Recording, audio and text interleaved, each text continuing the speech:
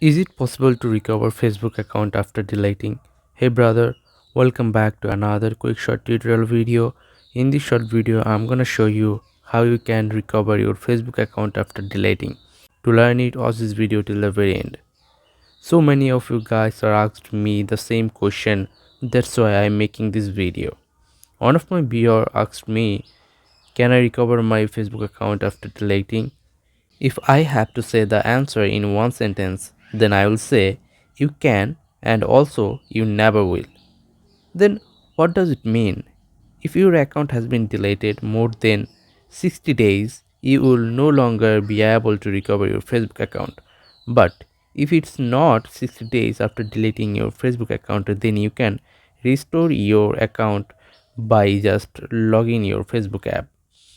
If your Facebook account deletion age is not more than 60 days, then all you need to do just to make sure that you are connected to the internet, then open your Facebook app. Now here type your phone number or email address, then type your password.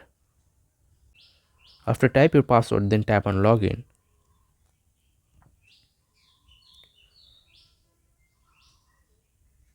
Then tap on continue. And that's how you can recover your Facebook account by just logging your Facebook account.